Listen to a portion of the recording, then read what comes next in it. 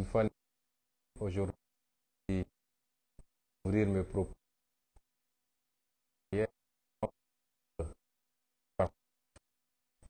à aiguiller également à vous. Je suis désolé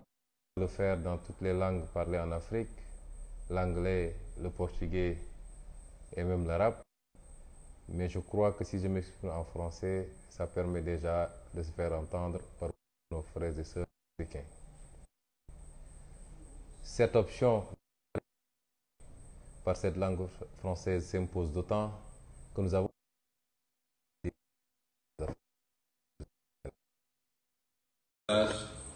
c'est de vous parler de cet homme qui nous sert de président de la République au Sénégal, non pas pour parler des questions intérieures au Sénégal, mais parce que cet homme se trouve être aujourd'hui à la tête de l'Union africaine également. Et il fait montre d'un activisme débordant depuis quelques jours. Mais je voulais dire à nos frères et sœurs africains que Macky Sall n'est pas un panafricain. Macky Sall ne croit pas à l'Afrique. Macky Sall est un adepte de la doctrine de l'aplatissement vis-à-vis des intérêts étrangers et de la doctrine de la continuation, pour ne pas dire de la perpétuation, de la domination dont l'Afrique souffre depuis énormément d'années maintenant. Je m'en veux pour preuve que nous avons tous vu un Macky Sall se rendre à 7000 km ou plus d'ici, en Russie, pour aller plaider auprès de Vladimir Poutine, du président Poutine, pour la levée de l'embargo contre l'Ukraine. Le prétexte tout trouvé, c'est de permettre à l'Ukraine d'exporter du blé et du maïs, notamment en direction de l'Afrique qui en a besoin. Je voulais dire que cette démarche est d'abord une démarche qui avilit un peu plus l'Afrique. Qu'est-ce que tous ces présidents ont fait de leur mandat pour que l'Afrique soit au moins autosuffisante au plan alimentaire? Le monde entier subit de plein fouet les conséquences de ce contexte très chargé au niveau international, mais il n'y a que l'Afrique qui va mendier pour avoir du blé et du maïs. Le deuxième constat, c'est que, je vous le disais tantôt, Macky Sall n'est pas un panafricain. Parce que comment pouvez-vous comprendre que ce même Macky Sall asphyxie le Mali, qui est un pays frère, un pays voisin? Je voudrais rappeler à beaucoup d'Africains qui ne connaissent peut-être pas tellement cette histoire, qu'au lendemain des indépendances, le Sénégal et le Mali ne faisaient qu'un dans ce qu'il était convenu d'appeler la Fédération du Mali. Et cette Fédération du Mali a tenu jusqu'en 1962 avant d'imploser. De part et d'autre du Mali et du Sénégal, vous retrouverez les mêmes ethnies, les mêmes peuples, les mêmes cultures. Le Mali et le Sénégal et le Mali. Le Mali constitue l'arrière-pays du Sénégal en quelque sorte. Comment pouvez-vous comprendre que Macky Sall ferme le port autonome de Dakar, les aéroports du Sénégal et les frontières routières du Sénégal à ce même Mali qui passait par le Sénégal pour réaliser l'essentiel de ces importations? Au-delà du fait que c'est une attitude criminelle, c'est en même temps l'exécution d'une commande de ces maîtres occidentaux qui veulent, par la pression, par l'asphyxie, amener le peuple malien à se soulever contre le régime qui est en place. Un panafricain ne peut pas agir comme ça. Un président de l'Union africaine ne peut pas agir comme ça. Macky Sall n'est pas un panafricain. Tout cet activisme dont il fait montre depuis quelque temps ne vise qu'un seul objectif: lui donner un repli international à la fin de son second et dernier mandat. Puisqu'il sait très bien que le Sénégal ne lui permettra pas d'exercer un troisième mandat, tant les deux premiers ont été catastrophiques, mais également il n'y a aucune base constitutionnelle pour un troisième mandat de Macky Sall. Aujourd'hui, il fait du tape-à-l'œil pour demain avoir une plante au niveau des institutions internationales, ou alors, si ça se tournait beaucoup plus mal que cela, pour pouvoir être recueilli et accueilli dans une de ces puissances étrangères. C'est le seul objectif visé par ce tapage de Macky Sall, mais ça n'a rien à voir avec l'intérêt, ni avec l'intérêt de l'Afrique. S'il est allé en Ukraine, c'est parce que ses maîtres occidentaux, et particulièrement la France, lui a demandé pour permettre à l'Ukraine de souffler un peu. Ça n'a absolument rien à voir avec les préoccupations africaines. C'est cet homme aujourd'hui qui dirige le Sénégal depuis malheureusement 10 longues années. C'est cet homme qui est à la tête de l'Union africaine. Il va se servir de cet outil pour assouvir ses desseins personnels, sa boulimie de pouvoir et d'image, mais absolument pas les réformes en profondeur dont l'Afrique a besoin et qui tournent autour d'un seul maître mot, la souveraineté. La souveraineté de l'Afrique, l'indépendance réelle et effective de cette Afrique. Macky Sall ne sera jamais le champion de cette préoccupation africaine et particulièrement de la jeunesse africaine. mbokki Sénégal maa ngi leen di nuyu wax naa léegi nii damaa doore tey gulee sama waxtaan ci kàllaama nasaraan ndax dafa bëri suñuy mbokk fépp ci Afrique yoo xam ne saa suñu génnee wax danañu bëri ñuy bind di ñaxtu daal ñuy di sàkku ci ñun ñu leen di sédd tuuti parce que ñoo ngi suivre la ñuy def yépp rax si doole nag ci li ñu bëggoon wax tey am ci lenn lu ndaw loo xam ne dafa concerner Afrique dafa dépasser suñu frontière ñun Sénégal loolu moo waraloon ñu dooree tey suñu waxtaan ci kàllaama nasaraan la ñu bëgg a wax nag ci suñu làkk mooy waxtaan ak mbokki Sénégal doore ko ci li xew mooy woo nañ leen ci ab rassemblement bu mag a mag a mag yéen ñépp ngeen jógandoo génn ñépp dëppoo ni gisaguñu ndaje gu ni mel fii Sénégal bu dajale lu toll noonu ci ay doomi aadama te du ci kenn koo xam ne dañ laa jox xaalis wala ñu neexal la wala ñu tegal la ay kaar jox la xaalis boo fayee transport ña andi seen kaar te bëriwuñu ndax dégg nañ ñu naan rassemblement national fu ne la di jóge ci Sénégal déedéet ñëw ñi jóge ci région yi ñëw symbolique la woon waaye ñëpp xam nañ ni bu ñu bëree ba bëri gëmmu ni dépassé nañu 200 personnes ci les dizaines et des dizaines de milliers de personnes yu nekkoon foofu ña jóge ci région yi nag joxuñu leen kaar joxuñu leen paas ñoo dajale seen xaalis jël seen kaar dikk loolu di lu rëy te di dalal suñu xel ci ni ñun ba ñuy dugg ci politique li ñu bëbbatoon mooy fexe ba am de vrais militants et de vrais sympathisants mooy ñu gëm réew mi ñoo xam ne fu ñu toog ñu ngay laaj seen bopp lan la ñu war a defal réew mi waaye du ñu mel ni ñii ñu ci fekk ci politique nga xam ne fu ñu toog ñu ngi naan naka la ñu fexe ba jëriñoo ñun réew mi loolu dafa mel ni ma ngay bëgg a sotti te yëg-yëg bi nit ñi am nañ ko rawatina nag ndaw ñi loolu ñu wane keroog ca mercredi bi dafa taalaat liñ xale yi naan cuuraayu dëmm ndax gaa yi mel ni ay dëmm yu jëfoo fi mu toll nii déggante démb ak tey mbóot yépp génn nañu ku nekk ngi caw-caw yi ku nekk ngi mbéj-mbéj wax ji bëri na la ci ëpp nag ay saaga la ak ay menaces waaye balaa may ñëw ci ñooñu damay wax ni génn bu njëkk mooy génnu seen njiit ñoom muy Macky Sall ñun suñu bëggee waxtaan ak sénégalais fii la ñuy waxtaanee ak sénégalais yi jaarale ko ci média wu fii wala ñu def suñu live waxtaan ak yéen waaye Sénégal moo am président boo xam ne saa su bëggee wax lu war a soxal sénégalais yi day dem ba ci tubaab yi wala mu woo média tubaab yi ne leen ñëw leen Sénégal bu ko defee mu làkk ak ñoom ay tubaab nga xam ni kii waxut ak Sénégal waaye ñii nga xam ne ñoo ko ngemb ci nasaraan yi ñoom lay waxal waxul ak sénégalais yi ndax li ëpp ci sénégalais yi dégluwuñu tubaab dégguñu ko bu baax ba di ko tal di déglu ñaareel bi mooy génnam ñëpp dégg nañ ko waaye génn gi dañ cee jàngat lu bëri bu ci njëkk mooy digal conseil constitutionnel ndax moom bu demee ba ne nii lay demee un point un trait xam nga saa suy wax xol lay waxee ak jaay doole moo tax ma yàgg leen wax ni ku mel ni moom jaayante doole ak moom rek moo koy sotal ba keroog yàlla di tànn diggante moom ak ñun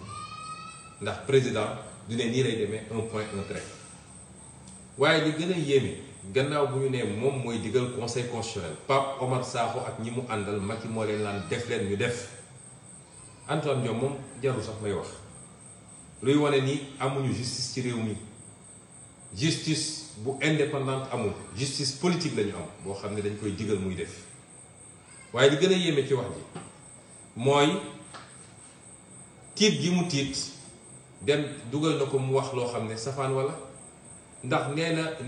une liste qui n'est pas paritaire n'est pas une liste qu'on peut admettre un point un trait waaye ñun Yewwi Askan Wi amuñu problème parité ñun liste incomplète lañ ñu wax ñoom Benno Bokk Yaakaar ñoo am problème mu liste parité kon moom li mu wax conseil constitutionnel ci Benno Bokk Yaakaar la ko doon appliqué ñoom ñoo am problème mu parité jël seen suppléant tegle ñaari jigéen ñun amuñu problème parité problème bi ñu am mooy bi ñu gisee ni am na benn cas inéligibilité ñu ne ñu ñëw leen remplacer ko ñu dem remplacer ko ñu ne juum nañu ndax ki ñu ko remplacer mi ngi woon déjà ci liste titulaire yi suñ ko génnee donc foofu liste bi matul kon Macky Sall àtte na boppam àtte na Benno Bokk Yaakaar moom moo ne liste bu paritairul liste boobu mënuñu ko recevoir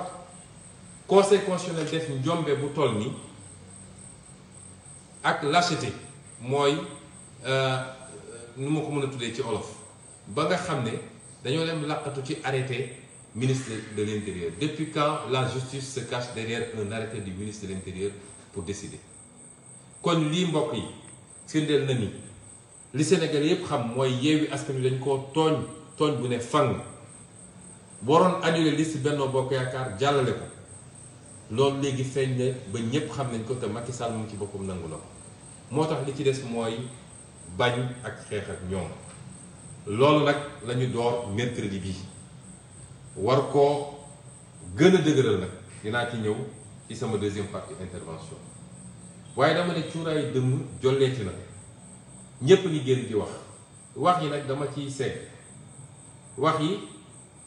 ba ci jiitu mooy ay menaces nit dem na ba ne nañu faat bakkanu Ousmane Sonko doo mës a dégg procureur yëngatu doo mës a dégg mu wax du ko woo te ku ko waxoon ci opposition bi heure bi yaa ngi kaso lii firndeel na jeng bi justice jeng moo tax il faut ñu jàmmarloo ak justice ndax justice bu demee ba jeng kenn amatul devoir naan day déglu les décisions de justice kenn amatu ko suñu waxee ñu ne waaw la justice s'est prononcée donc la loi s'applique à tout le monde naka la ñu mënee jàpp ay nit ñu sàcc xaalisu réew mi justice ne du ma leen téye ñu jàpp ay nit ñuy ruxus xaalis justice ne du ma leen téye ñu jàpp nit ñu yor ay armoire ay néeg yu fees dell ak xaalis justice ne du ma ci wax nit taxaw saaga ethnie entière justice ne du ma ci wax te loolu mën na taal réew nit taxaw ne dem leen faat bakkanu jàmbur justice ne du ma ci wax moo ne sëñ Abdou Bara Dolly bi li mu wax moo gën a néew téeméeri junni yoon tey ñu ngi ko tey yóbbu ko ci kaso justice amatul ci réew mi ñun ñoo war a jël suñu responsabilité parce que justice su demee ba jeng peuple bi moo war a taxaw jàmmarloo justice bu demee ba nekk le bras politique d'un parti politique et d'une famille devoir la ñu résister devant cette justice depuis 1 an et demi je vous ai dit résistance c'est un droit constitutionnel constitution ci boppam moo ne face à l'injustice chaque Sénégalais a le droit de résister loolu du insurrection du coup d'état waaye loolu lu war la may wax ni ñun ay menaces yëngaluñu ça nous fait rire d'ailleurs waaye li ñuy jël au sérieux la ndax ñi ñu ko seqal ay assassins lañu jaaxle nañu jaaxle boo xam ne tey suñu mënoon faat bakkanu Ousmane Sonko def nañ ko li koy firndeel ma nettali leen lu ndaw barki dem bi ñuy dem ci manifestation bi dama génn dugg ci oto Waly Diouf Bodian ñu dem ba ci yoon bi ma ne ko ubbil toit ouvrant bi parce que nit ñi bëri nañu ñëpp a ngi acclamé ma génn nuyu nit ñi ñu essayé ubbi toit bi ba ñu ubbeeku parce que mécanisme bi dafa bloqué may leen andil dama beneen oto bi ma dugg ci boobu noonu laa génnee ci oto moom dugg ci beneen oto bi ñu ubbi toit bi ba mun a wax ak ñu dem ba place de l'Obélisque place de la Nation gaare oto bi ma duggoon sécurité bi di ko garder moom mu jël oto bi ma duggoon moom bi ma njëkk a dugg dem gaara fu gën a sori parce que amuloon place daal di ñëw ci manifestation est-ce que xam ngeen lu ñu def parce que jàppoon nañ ni oto boobu ci lay duggaat dañoo dem ñeenti pneu ñeenti roue oto bi bu nekk dañoo dem dévisser ñetti écrou yi ci ñeent yi génne ko ñaari écrou yi des ci pneu bu nekk dévisser nañ ko ba muy lang li ko may chance mooy bi ñuy ñibbi daanaka man dugguma ci oto boobu waaye bi ñuy ñibbi ndànk lañu daw ba egg kër ga bañ fa yeggee muy dem dégg oto bi def bruit bu bëri mu woo mécanicien bi ne ko oto bi am na lu ci nekk xam naa moteur bi mécanicien bi ñëwee xool ne ko yow est-ce que gis nga oto bi li ci nekk ñeenti pneu yëpp dañoo dem bu dévisser écrou yi oto bi bu dawoon 70 kilomètres à l'heure musiba am buñ ko waxee nag maa ngi dégg déjà seeni coow dañ naan waaw victimisation nangam na Sénégal yëpp xam nañu man du ma victimisation ragal mooy victimiser wu ñi daan dem di dem wër ci sëriñ si dem gis église bi dem gis fu nekk di jooy naan dañ may tëj ñooñu ñooy victimiser wu mais man buñ ma buggee teg lu dul yoon damay jël sama responsabilité résister ba ma munee duma ma boo ma munul it di nga ma bàyyi ak sama jàmm kon ñun du ñu inventé dara gis ngeen photo yi wan nañ ko fu ne ci internet bi ay assassin la ñu amal affaire suñu demee ba jaaxle ba xam ni lii moo ci des ñoom ak ñi leen gemb leen moo leen dese mooy nañuy def lu ñuy def ba faat bakkanu ki ñu jaaxal ma leen di wax nag ni bis bu seen bëbët yeggee ci ngeen ni soog a am problème nag ndax problème amagu leen ko bis bu seen bëbët yeggee ci ngeen ni soog a am problème ndax nun dañuy def ragaluñ ci dara te duñ ci deltu gannaaw bis bu ne ñu gën a teg ay pas waaye ci cuuraayu dëmm gi ba tey gis ngeen saaga yi xaste yi loolu moom tàmm nañ ko ma bëgg a wax nag ni Macky Sall ndax ku fi saaga Ousmane Sonko rek Macky Sall la yónni boo saagee ba doyal xas Ousmane Sonko xas ay waajuram xas baayam bi nga xam ne ma nga ca barzak depuis longtemps xas ay yaayam xas ay soxnaam boo paree Macky Sall dalay woo pare jox la xaalis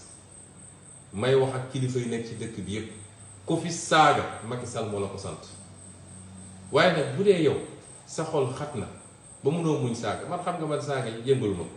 tey laa gën a nekk en forme tey laa gën a mën a agir waaye bu dee yow sa xol xat na ba ku la tudd nga gaawante ne maa ngi ko yóbbu kaso ngire waay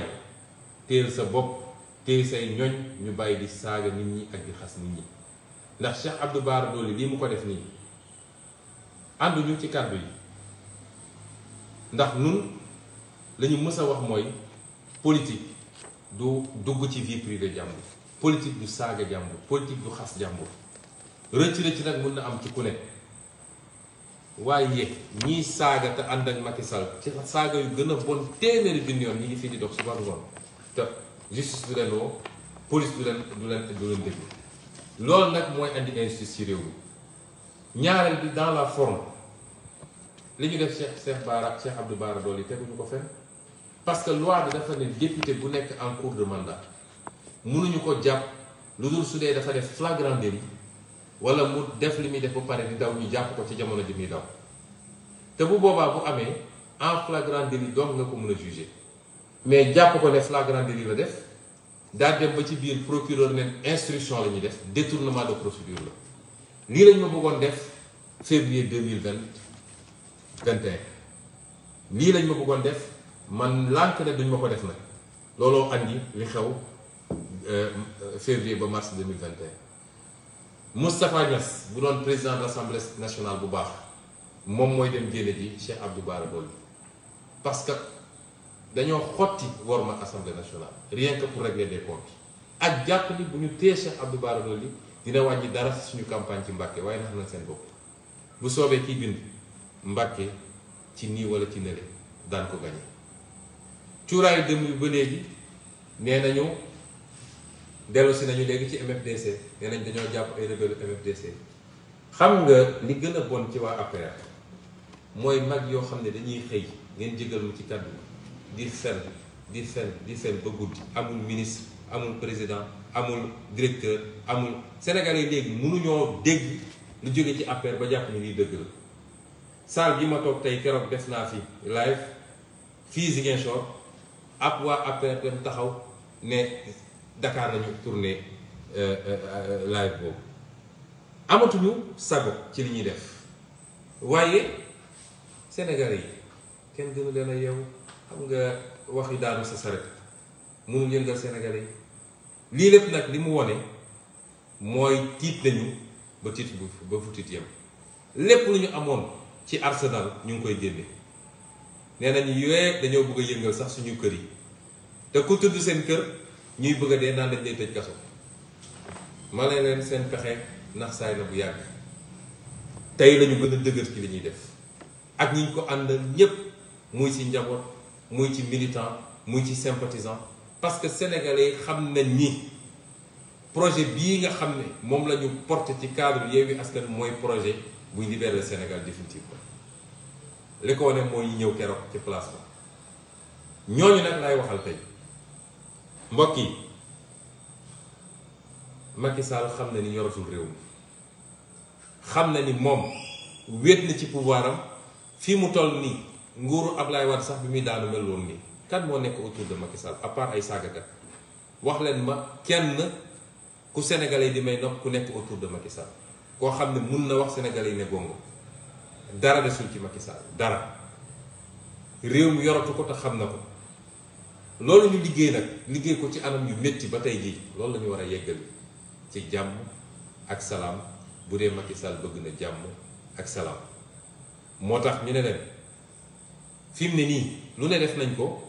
pour gagner la bataille psychologique yow militant bi lay waxal yow sympathisant bi yow sénégalais lambda li nga xam ne ñëw nga keroog ci place de l'Obélisque parce que démocratie nga bëgg a défendre parce que avenir du Sénégal nga bëgg a sauver yow laay waxal la ma la bëgg a wax mooy ñoom def nañu tout pour gagner bataille psychologique bi wax nañu ñëpp ni ku fa dem dinañ la dóor ku fa dem dinañ la rey jàpp leen seen doom yi ñoom yóbbuñu seen doom lu leen ñu wax ko manifestation bi dañ ko infiltrer waaye yow mii ñëwoon ci place de l'Obélisque ak yow mii amoon yéene ñëw te am ngànt yéen ñëpp won ngeen Macky Sall bi seen méthode yooyu nga xam ne méthode bolshe KGB yooyu méthode diversion ak méthode xoqatalaate yéen démystifier ngeen méthode yooyu moo tax ngeen ñëw teew bu ko tere woon di ngeen teew bu ko autorisé teew ngeen ñu leen di wax nag ni bataille psychologique boobu ba léegi ca la ñu nekk yi ñuy wax nii yépp ci bataille psychologique la xaste saaga joxe information yu dara taxawul jàpp nañ fii diw ñu ngi doon waaj a def lii loolu yépp pour décourager leen pour ñu démobiliser wu la dañuy wax nag ni Sénégal am na départ sénégalais mën na am départ mais léeg-léeg arrivé bi mooy problème ñu wax leen ni nag li tax ñu lancé appel ne ajjuma bii di ñëw dinañ defaat mobilisation mooy xeex bi dooragul bu jaree ñu dem def place de l'Obélisque transformé ko en place Tahrir nit ñi toog fa ba keroog Macky Sall xam ni réew mi moomu ko te donn ko danañ ko def incha allah moo tax ñu woo leen parce que la ñu bëgg a am ci ajjuma bi di ñëw dañoo bëgg mu doon le double wala le triple de li ñu amoon xam nga la ñu amoon nee nañ mësuñu ko gis ci Sénégal tey dañoo bëgg mu doon le double ou le triple de li ñu amoon te xam ngeen ni lu mën a nekk la ndax bëri na ñoo xam ne gàtt bi préparation bi gàtt ak yeneen gàllankoor ñoo tax mënoon ñëw am na lu ñuy waajal ci préparation kenn ku nekk ci sa parti politique ba multiplier la mobilisation par 2 ou par 3 bëgg nañu des milliers et des milliers et des milliers des dizaines de milliers de Sénégalais dajee foofu loolu dafa am solo bras de fer bi il faut ñu gagner ko avec Macky Sall parce que Macky Sall loolu rek la xam loolu moo tax ñu ne leen dinañ waxtaan ak yéen gannaaw bu ñu leen féliciter encourager leen jaajëfal leen parce que li yombut ndax ñoom bu ñu woote woon xaalis bu dul jeex nañ ko génne pour def ay carte duñu am la moitié de li ñu amoon keroog waaye mbokk yi xeex bi day door meeting bi di ñëw du meetingu leader yi de meetingu yéen jeunesse bi la meetingu yéen jigéen ñi la ce sera le meeting des jeunes et des femmes yéen a koy organiser yéen a jël kàddu bi yéen a wax ci turu Sénégal yi ndax Sénégal foo laal fi mu ne nii métti na te fii rek Macky Sall mi ngi président de la République du Sénégal man maa leen ko wax 2019 bu ñu génnee élection présidentielle laa taxaw assemblée nationale ne Sénégalais yi fal ngeen Macky Sall mais 5 ans yi di ñëw dina métti trop ci Sénégal du ma yeneen du ma gisaane kat waaye am na lu ma jàng ci koom-koom am lu ma jàng ci droit xam ni àdduna di doxee xamoon naa ni Macky Sall ak ni mu yoree réew mi ak ni mu ñàkkee gis-gis ak programme dina métti ci Sénégal yi tey la wàllu gën a ay lool laal jàmbat la loolu nag bu dee yéen Sénégalais yi bu ngeen mu jóge fi xam nañ ni Macky Sall dafa bëgg a forcer 3e mandat daf ko bëgg a forcer ci nii wala ci nële waaye nag tubaab dafa ne la souveraineté appartient au peuple mooy sañ-sañ dëgg askan wi rek a ko am keneen amu ko leneen amu ko bu dee askan wi nag li ñuy dégg bis bu ne foo génn dem du ngénte du dëj boo doxee ci mbedd mi même wax nga dégg Sénégalais yi sonn nañ ko fi sonn yem bu dee bëgg ngeen loolu dakk xeex bi du xeexu Ousmane Sonko du xeexu Khalifa Sall du xeexu Ablaye Wade du xeexu Massamba du xeexu Mademba xeex bi xeexu Sénégalais yi yëpp la ñu ngi leen di woo àjjuma ñu dajale ci Sénégal lu kenn mësut a gis ci ay nit yu daje bu ko defee Macky Sall dina xam ni moomul réew mi parce que nag dara mënul justifier moom bi mu fi toogee ba léegi mooy tànn kuy dem élection ak ku dul dem est-ce que loolu Sénégalais yi mën nañ koo nangu Sénégalais yi amuñu sañ-sañu tànn ku leen neex Macky Sall bu ko neexee mu ne Khalifa Sall du bokk bu ko neexee mu ne Ousmane Sonko du bokk bu ko neexee mu ne Karim Wade du bokk suba su xëyaatee ne keneen ak keneen du bokk loolu ñu bàyyi ko ci ba ci kañ loolu mooy li ñu bëggoon a génne ci bataaxal di leen gërëm di leen sant di leen jaajëfal di leen jox dig daje bu soobee yàlla àjjuma si jàmm bu ñu toogee ba alxamis dinañu duggaat ci waxtaan bu gàtt waxtaan ak yéen parce que dañoo toll jamono joo xam ne il faut ñuy jokkoo di waxtaan ñu bëri dañ daan déet sa kàddu na néew